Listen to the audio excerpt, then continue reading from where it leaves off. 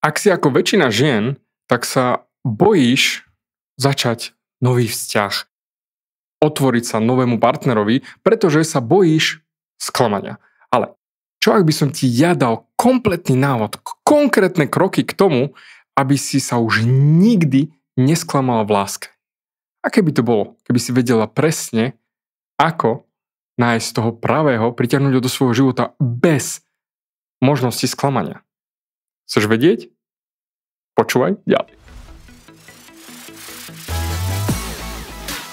Ahoj, som David Hans a za viac ako 12 rokov praxe som koučoval tisíce ľudí a vybudoval svoj vlastný online coachingový biznis na viac ako 400 000 eur ročne. A toto je môj nebiznisový biznis podcast, ktorý ti ukáže, ako ovládnuť svoju myseľ a posunúť svoje myslenie na vyššiu úroveň, aby si vedel, že nič nie je nemožné. Toto je nastavenie mysle digitálneho CEO. Som rád, že si tu. Ahoj, tu je David a toto je nastavenie mysle číslo 402 a dnes sa chcem povenovať zase ženám, ako píšem tú knižku Ako nájsť lásku, obrovský pretlak nie že vedomosti, ale nápadov, tém a možností, ako viem ti pomôcť nájsť tú lásku, pretože ja som ju našiel. Ja som našiel svoju Aničku a pomohol som stovkám klientiek nájsť toho pravého. No a keďže moje poslanie je pomôcť čo najviac ľuďom zmeniť sa, točím tento podcast. Takže dnešná téma je, ako sa už nikdy nesklamať v láske. Ako sa vyhnúť sklamaniu v láske. Lebo povedzme si to rovno, teraz keďže čítate túto knižku, ktoré dávam k dispozícii zdarma prvú kapitolu a hneď na konci je aj dotazník, ktorý môžeš ty vyplniť a dostal som obrovský feedback, že najväčší problém, asi tak 80 niečo percent žien má to, že sa boja otvoriť novému vzťahu, pretože sa boja sklamania. A ak ty nemáš po svojom boku toho pravého partnera, alebo máš, ale nie je to ten správny, ale bojíš sa začať nový vzťah, bojíš sa rozísť, bojíš sa pohnúť ďalej, vôbec nejakým smerom, pretože čo ak to nevyjde, mám pre teba riešenie. Hlásim sa, sklamal som sa v láske x-krát, neskutočne. A neskutočne to vždy boli, pretože povedzme si to úprimne, fyzické zranenie vidíš, vieš to opraviť, vieš to zalepiť alebo niečo ako tu hore, vieš to zalepiť a je to vybavené. Ale ako liečiť vnútorné zranenia? Pretože vždy, keď sa rozchádzame, je to ako dva stromy, ktoré rastú vedľa seba. Každý vzťah, postupne ako rastieme vo vzťahu, tie konáre sa prepletajú. Stále sa prepletajú ďalej a ďalej, až nakoniec sú krásne spolu zvinuté. Ale rozchod znamená to, že sa musíme od seba otrhnúť. A vždy, keď sa od seba otrhneš, nejaké polamané konáre budú. To znamená, je tam to ublíženie a hlavne v tom vnútri. No a samozrejme, keď sa máš zase znova otvoriť nejakému novému vzťahu, prijať nového partnera alebo vôbec hľadať nejakého, príde ten strach. Strach, aby ti nebolo znova ublížené. Aby si sa ty necítila znova tak na prd, ako naposledy. A povedzme si úprimne, keď teraz si spomenieš na posledný rozchod, čo v tebe príde? Hneď si nadšená, že hurá, môžem ísť do nového vzťahu a napriek rozchodu, alebo wow, David, toto už nechcem. Daj pokoj s tým. Nechcem už žiadneho chlapa. Ak si ako väčšina žien, tak bojíš sa sklamania a väčšina žien sa ani neotvorí novému chlapovi, pretože nemá ešte opravené to vo svojom vnútri. Ale to je zase téma na iný smer. Ale skôr mi ide o to, že ale ty, predstav si, že by si mala konkrétne kroky, presný postup, ako pritiahnuť toho chlapa do svojho života. Presné kroky. Bez rizika sklamania. Bola by si ochotná otvoriť sa novému vzťahu? A presne toto je to. Dnes ti dám konkrétne kroky, ktoré som dal aj chlapom, aj ženám, fungujú na 1000%, pretože využívajú zákon príťažlivosti. Presne tak. Nejdem tu riešiť nejaké hypisacké záležitosti, lebo zákon príťažlivosti funguje tak, či tak. Vesmír vie, čo robí. Či už vesmír, či už pán Boh, či už špagetové monštrum, nazvi to ako chceš, ale jednoducho vždy dostaneš to, na čo sa sústredíš.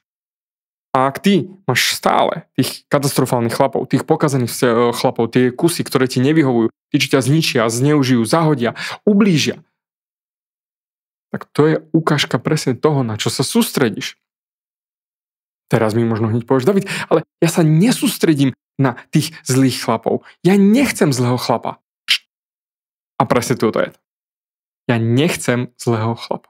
Ja nechcem toho, čo mi znova ubliží. Ja nechcem toho katastrofálneho. Ja nechcem psychopata, sociopata. Ja nechcem. Lenže, ako som už hovoril v minulej časti, mozog nevie nechcieť. To znamená, najprv ho chceš, spomenieš si na tú, aký je, a potom ho nechceš. No a čo vesmír počuje v rámci tvojho vnútra, tvojej vibrácie? Katastrofálny chlap. Ty povieš, ja nechcem katastrofálneho chlapa. A vesmír, aha, katastrofálny chlap, OK, prosím, tu máš. A vybavené. Bude ti len takých fúrikovať, pretože z transformačnej psychológie, to, čo učím v rámci života podľa seba, tam učím túto vec dookola, celých 13 týždňov. A väčšina ľudí to trvá dlhšie, kým naozaj to pochopia, že to, na čo sa sústredíš, rastie. A ak ty priťahuješ stále len tých nechcených chlapov, tak pozri sa, na čo sa sústredíš. Vždy, keď príde nejaký nový chlap do tvojho života, čo prvé riešiš? Aký je? Kto je? A či sa nepodobá na bývalého? Lenže, aká je myšlienka? Bývalý. No a tým pádom, čo ti vesmír dal? Bývalého. Pozri, ono za chvíľočku ti to bude dávať neskutočný zmysel, že na čo sa máš sústrediť, nie nesústrediť sa alebo riešiť a tak ďalej mimo. Mne ide len o tú jednu vec. Chcem, aby si pochopila, že naozaj to, čo máš v hlave non-stop, to aj vidíš. Ono je to aj v rámci psychológie, v rámci mozgu, volá sa to retikulárny aktivačný systém. Trošku mi dovoľ akože tej biológie a takýchto vecí. Aby si chápala z rôznych stupňov, lebo môžeme ísť aj príťažlivosťou v rámci vesmíru, aj v rámci retikulárneho aktivačného systému, pretože retikulárny aktivačný systém je ten systém v mozgu, ktorý ti vyberá veci, ktoré v úvodzovkách vidíš. Lebo všetko ostatné odfiltruje. Lebo povedzme si rovno, tvoj mozog by bol prepečený, keby si sa mal sústrediť na komplet všetko. Príklad, že dýchaš, že ti trávi čreva, že počuješ nejaký zvuk v pozadí, že máš oblečenie na sebe a že cítiš, ako na sebe máš oblečené, že sedím na stoličke, že alebo ma počúvaš, alebo čokoľvek. To je neskutočne veľa vzruchov, vnemov, ktoré prichádzajú zvonku a tvoj mozog by to nezvládol spracovať. Preto on sa naučil, vytvoril si to rasko, ktoré ti odfiltroval vec, akože ten bordel, ktorý nepotrebuješ a necháva ti len to, čo chceš. Čiže dajme tomu taký maličký, ako keby úzky, by som povedal, hľadáčik, to, čo vieš. Lenže treba pochopiť jednu vec, že ty si trénuješ ten retikulárny aktivačný systém. To znamená, keď hovoríš, že nechcem takého chlapa, nechcem už ublíženie, nechcem trpieť, Rasko počuje utrpenie. Aha, katastrofálny chlap. Aha, nefunkčný vzťah. Aha, a na to sa sústredíš. No a samozrejme, keby som postavil 10 chlapov, tak tvoje Rasko ti vypľuje len tých, ktorí zodpovedajú tomu, na čo sa sústredíš. Môže tam byť medzi nimi aj mega geniálny chlap, tu doslova tvoj vysnívaný. Ale on ti vypichne, Rasko ti vypichne len to, na čo sa sústredíš.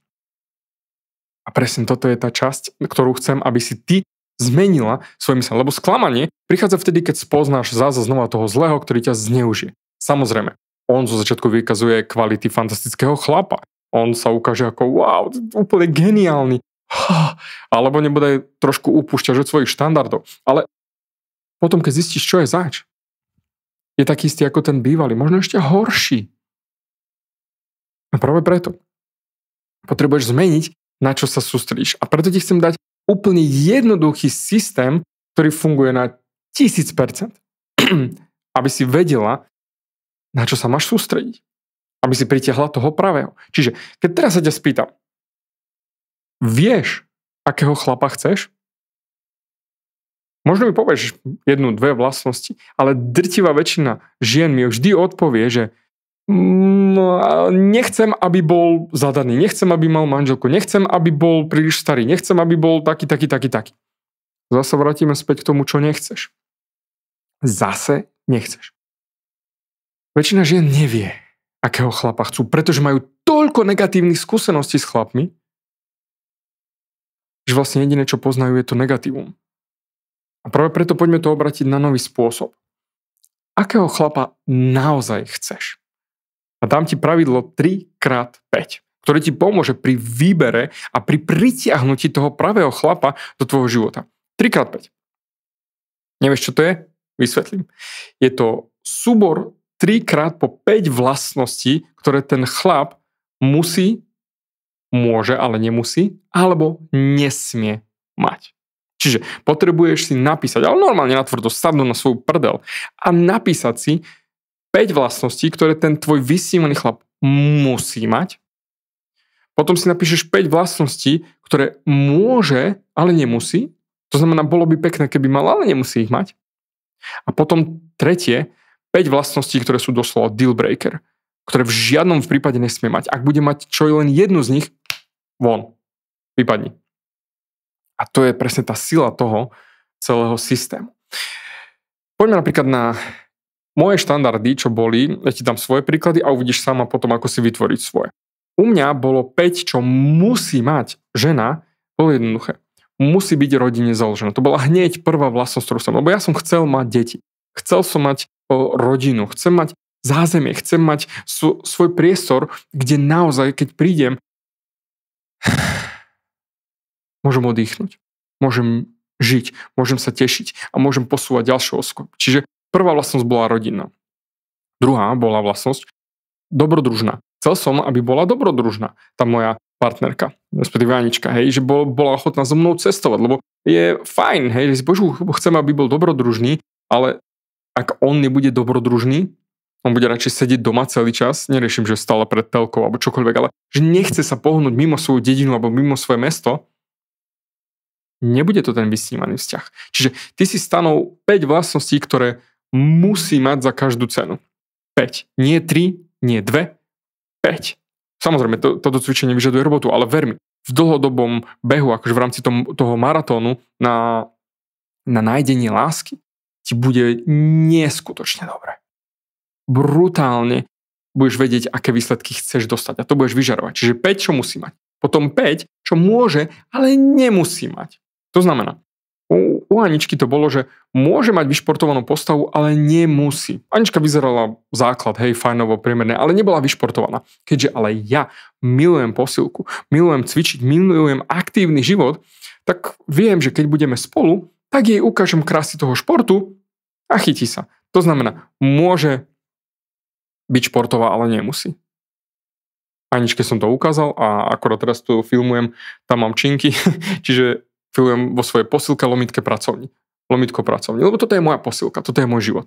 Čiže naučila sa a cvičí, máka so mnou, trénuje a sme spolu. Čiže 5 vlastností, ktoré môže, ale nemusí mať. Napríklad môže, ale nemusí vedieť variť, hej. Anička vedela základy variť, ale spolu sme sa naučili varenie, lebo ja milujem tráviť čas spolu. Čiže zase sme vyriešili to varenie a všetky tieto veci.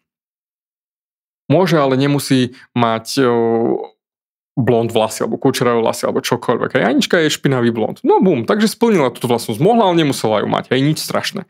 Hej, takže zase ďalšia časť. Čiže 5, ktoré môže, ale nemusí mať, ktoré sú taký akože bonus. Taká čerešnička. Čiže ty si stanov 5 vlastností, ktoré môže, ale nemusí mať ten chlap. Zase napíš si ich. No a posledné tretie, toto je najdôležitejšia oblasť, lebo v tejto verím, že si profesionál. Keďže doteraz si priťahovala katastrofálnych chlapov, tu si napíš 5 vlastností, ktoré nesmie mať.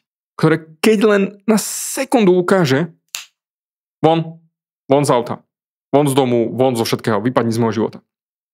Von. Napríklad u mňa bola jedna z tých vlastností fajčiarka. Nesmela byť tá žena fajčiarka. Nech bola akákoľvek krásna, šikovná, rodine založená, čokoľvek. Nie. Ak ty si plánuješ ničiť svoje zdravie, v poriadku. Nie so mnou. To znamená, nesmie. A tak mal som 5 vlastností stanovených, ktoré nesmú mať, hej.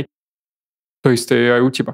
Ty si stanov 5 vlastností, ktoré nesmie mať. A teraz sa môžeš späť pozrieť na svoju históriu vzťahov, kde všade sa to dožubalo a akú vlastnosť si zistila, ktorú mal, ktorú si doslova nechcela, aby mal a predsa ju mal. 5 vlastností, čo ja viem, ženatý, zadaný, alebo lenivý, alebo nerodinný typ, alebo ja neviem, domased, ako som spomínal, alebo čokoľvek. 5 vlastností, ktoré keď je len na znak bude tie vlastnosti, zistíš, pozrieš sa, je tam, nie je tam, áno, nie.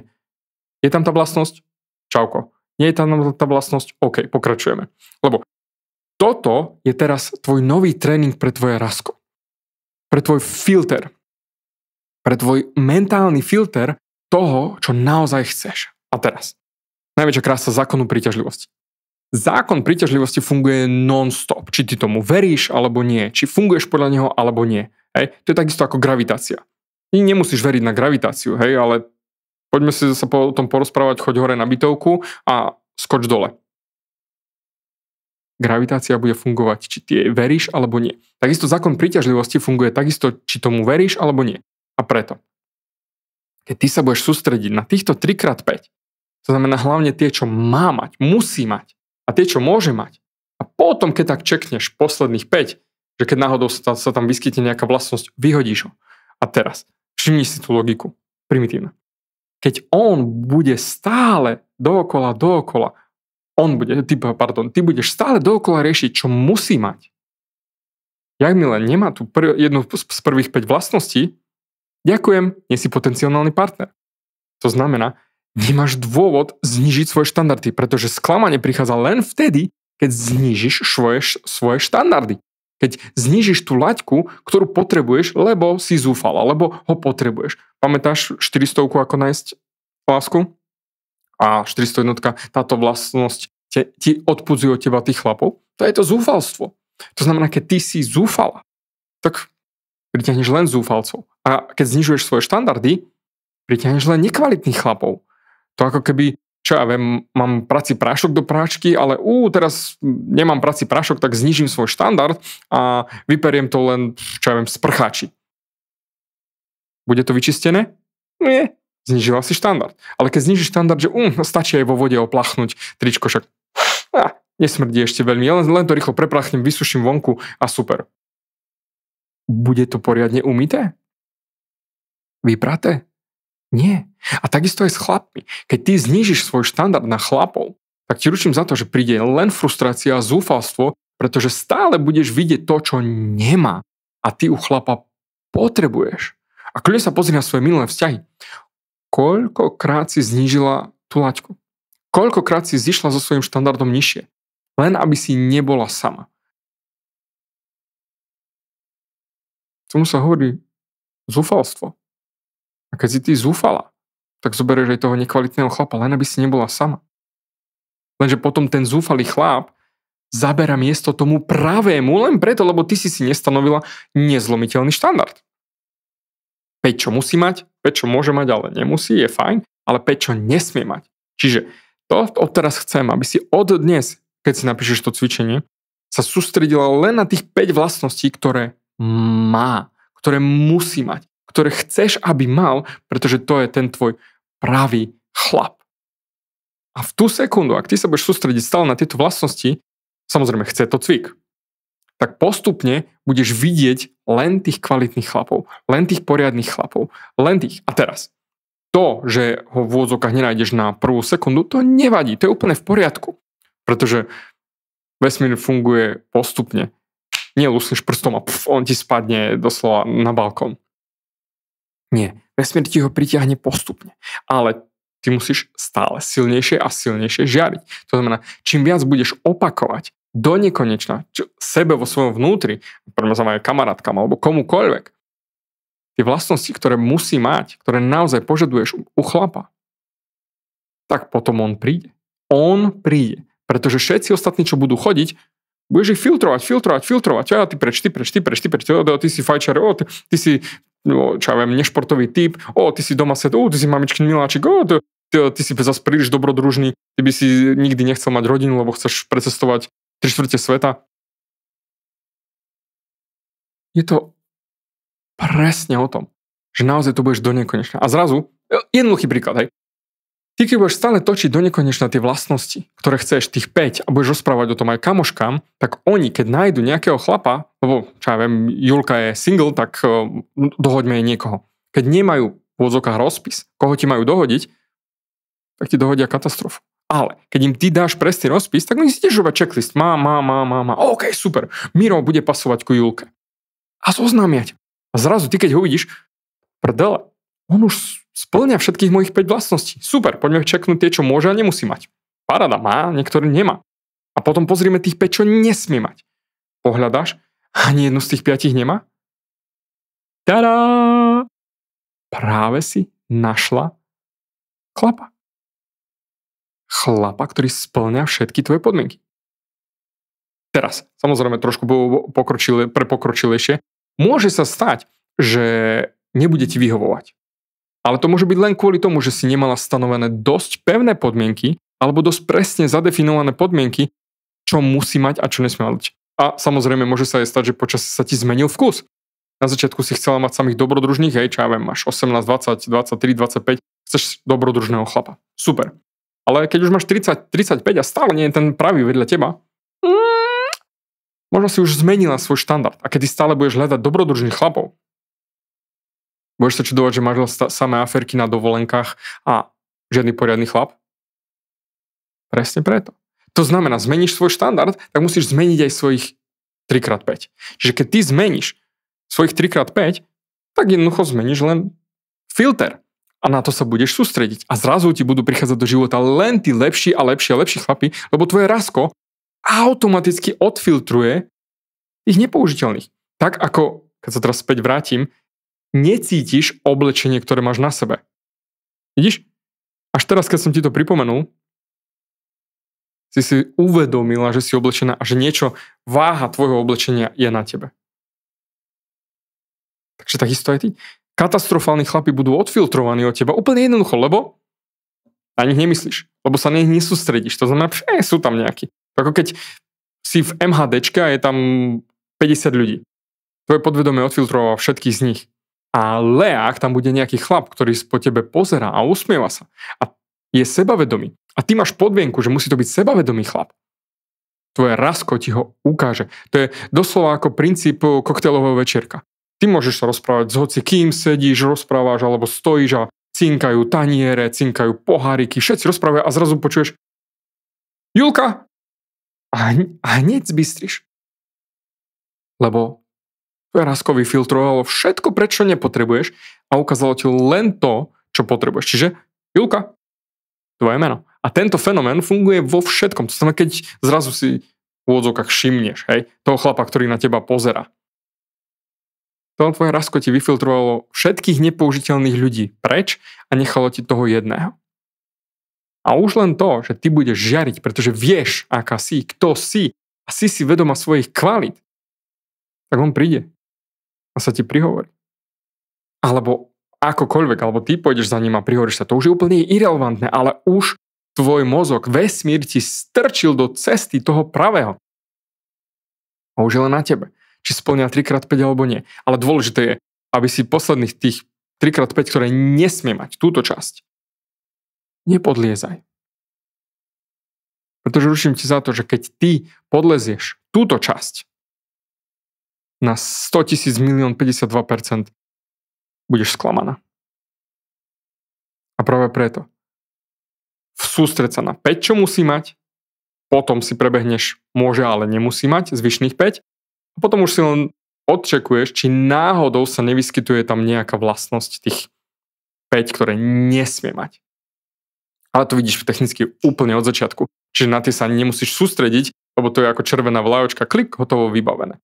Preto, aby si pochopila celý tento systém, čo od teba chcem. A transformačná myšlienka na dnes.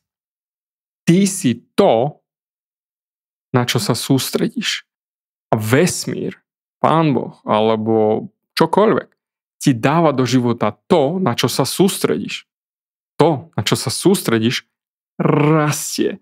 To znamená, keď ty budeš konať a sústrediť sa a opakovať si stále do nekonečna svojich 3x5 svojho vysneného chlapa, toho pravého chlapa, vesmír nemá inú možnosť, ako len ti ho doslova do písmena postaviť pred teba a povedať, tu máš, go, ideš. A čo už robíš ty potom, je už na tebe. Čo on robí, je zase na ňom. Ale ak bude ten pravý, Ručím za to, že to funguje. Pretože tak ako aj mne Anička vošla do môjho života, do môjho tetovacieho štúdia, a ja som v tú sekundu vedel, že ona je tá práva. Takisto aj ty môžeš mať toho pravého vo svojom živote a vedieť, že on je ten pravý, lusknutím prsta. Ale musí spĺňať 3x5. Pretože ak nebude spĺňať tvojich 3x5, to len podľa štandardu. A nie je ten pravý. Ručím za to. Preto 3x5 si stanoviť, sadni si na svoju sexy prdelku, zapíš si to všetko a sústreď sa na to. A potom už nemáš čo riešiť. Už jednoducho len počkať, kedy sa objaví v tvojom živote ten pravý. A ja ručím za to, ako sa volám David Hans, že on sa objaví. Preto, zatiaľ, ďakujem ti za tvoju pozornosť a určite sa počujeme aj na budúce.